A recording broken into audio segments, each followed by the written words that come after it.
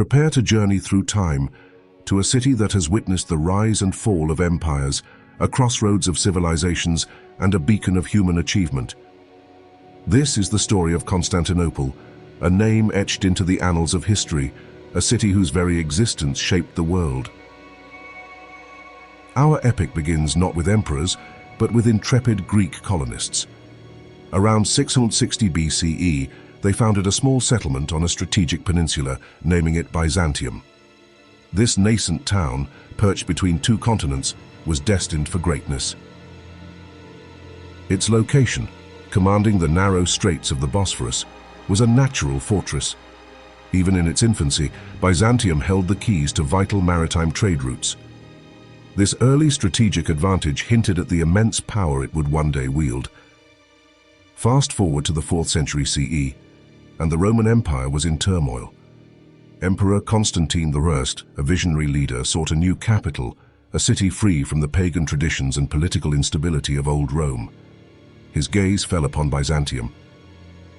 In 330 CE, a monumental decision was made. Byzantium would be reborn as Constantinople, Constantine's city. This was no mere renaming, it was the creation of a new Rome, a Christian capital designed to rival its ancient predecessor in grandeur and influence. Constantine poured immense resources into this ambitious project. Palaces, forums, baths, and churches rose with astonishing speed, transforming the sleepy town into a bustling metropolis. This new capital symbolized a fresh start for the Roman Empire, now firmly embracing Christianity. With the eventual collapse of the Western Roman Empire, Constantinople truly came into its own. It became the undisputed capital of the Eastern Roman Empire, an entity we now know as the Byzantine Empire. For over 1,000 years, this empire stood as a bulwark against encroaching forces. The Byzantines were the torchbearers of Greco-Roman culture and law, meticulously preserving ancient knowledge. Their unique blend of Roman administration, Greek language, and Orthodox Christian faith forged a distinct and enduring civilization. Constantinople was its beating heart, a vibrant center of learning, art, and spiritual devotion. Constantinople's unparalleled success was inextricably linked to its geographical position. Nestled at the nexus of Europe and Asia, it controlled the vital Bosphorus and Dardanelles Straits.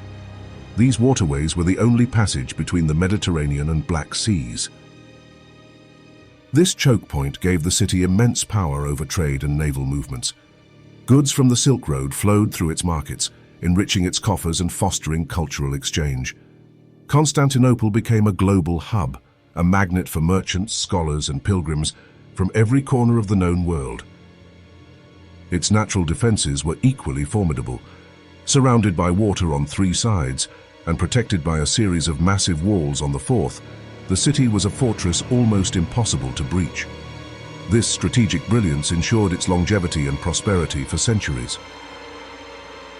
The Byzantine emperors were not just military strategists, they were also prodigious builders. Emperor Justinian Balarud in particular left an indelible mark on the city's skyline. His reign saw an explosion of architectural innovation and artistic brilliance. The crowning glory of Justinian's era, and indeed of Byzantine architecture, was the Hagia Sophia. Consecrated in 537 CE, this Church of Holy Wisdom was an engineering marvel, its colossal dome seemingly suspended from heaven. Its interior, adorned with shimmering mosaics and precious marbles, was designed to inspire awe and reverence. Beyond Hagia Sophia, the city boasted numerous other architectural wonders.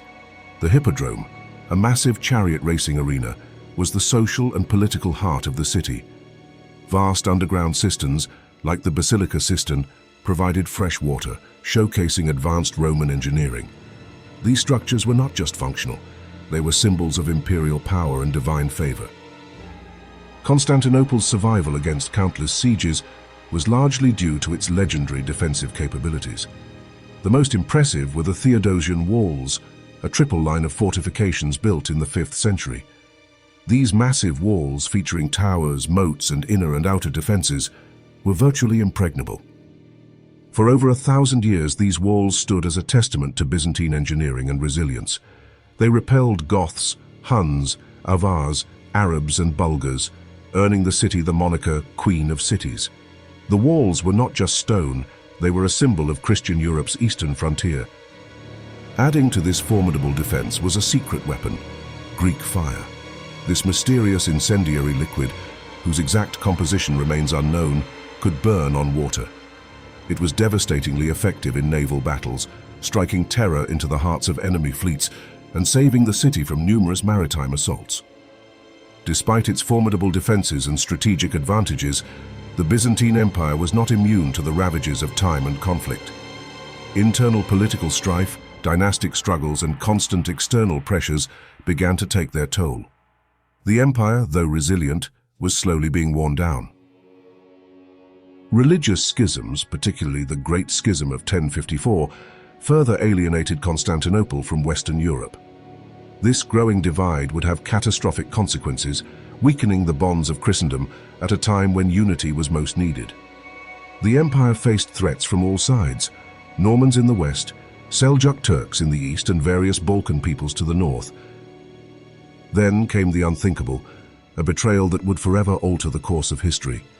In 1204, the Fourth Crusade, ostensibly aimed at liberating Jerusalem, was diverted. Driven by Venetian ambition and a thirst for plunder, the Crusaders turned their wrath upon their fellow Christians in Constantinople. The sack of Constantinople by Western European Crusaders was an act of unparalleled barbarity. Churches were desecrated, priceless relics stolen, and the city's vast treasures plundered. The magnificent Hagia Sophia was defiled, its altars smashed, and its sacred objects looted. This was not just a military defeat, it was a profound cultural and spiritual wound. The Latin Empire, established by the Crusaders, was a short-lived and brutal occupation. This catastrophic event shattered the Byzantine Empire's power, prestige, and economic vitality. It was a wound from which the empire would never fully recover, leaving it a shadow of its former self. Though the Byzantines, specifically the Empire of Nicaea, managed to reclaim Constantinople in 1261, the damage was irreversible. The restored empire was a mere fragment of its former glory, territorially diminished and economically crippled. Its once vast domains had shrunk to little more than the city itself and a few scattered territories. The city, once a bustling metropolis of hundreds of thousands, was now sparsely populated and dilapidated. Its defenses, though still formidable, were difficult to maintain with dwindling resources. The empire was surrounded by increasingly powerful enemies, most notably the rising Ottoman Turks. The stage was set for the final dramatic act. The inevitable arrived in 1453. Sultan Mehmed II, a brilliant and ambitious young Ottoman leader, set his sights on Constantinople. He amassed an enormous army and a formidable fleet equipped with revolutionary siege cannons capable of breaching the ancient Theodosian walls. The last Byzantine emperor, Constantine the Palaiologos, prepared for a desperate defense. The siege lasted for 53 harrowing days. The outnumbered Byzantine defenders, aided by a few Western volunteers, fought with incredible courage. But the sheer weight of Ottoman numbers and their superior artillery proved overwhelming. On May 29, 1453, the walls were finally breached. The fall of Constantinople was a cataclysmic event, marking the end of the Byzantine Empire and, symbolically, the end of the Middle Ages. The last vestiges of the Roman Empire had vanished, and a new power, the Ottoman Empire, now stood poised to dominate the eastern Mediterranean and beyond. Following its conquest, Constantinople was transformed into the capital of the mighty Ottoman Empire. Sultan Mehmed II, now known as Fatih, the Conqueror, immediately set about rebuilding and revitalizing the city. The Hagia Sophia was converted into a mosque, its Christian mosaics plastered over but its architectural grandeur preserved. New mosques, palaces, markets and public baths were constructed, reflecting Ottoman architectural styles. The city, once a Christian bastion, now became a vibrant Islamic metropolis, a melting pot of cultures and religions under Ottoman rule. Its strategic importance remained undiminished, serving as the heart of an empire that would last for centuries. The name Istanbul gradually became common usage, derived from the Greek phrase Eistin Polin, meaning to the city. It was officially adopted as the city's name in 1930, solidifying its new identity. This linguistic evolution reflects the city's continuous adaptation and transformation throughout its long history. The fall of Constantinople had profound global repercussions. It forced European powers to seek new trade routes, spurring the age of exploration. The exodus of Greek scholars from the fallen city to Western Europe brought ancient texts and knowledge, significantly contributing to the intellectual ferment of the Renaissance. Today, Istanbul stands as a testament to this incredible journey. It is the largest city in Turkey, a bustling modern metropolis that proudly embraces its layered past. It remains a vital financial, cultural, and historical center, a vibrant bridge connecting Europe and Asia, East and West.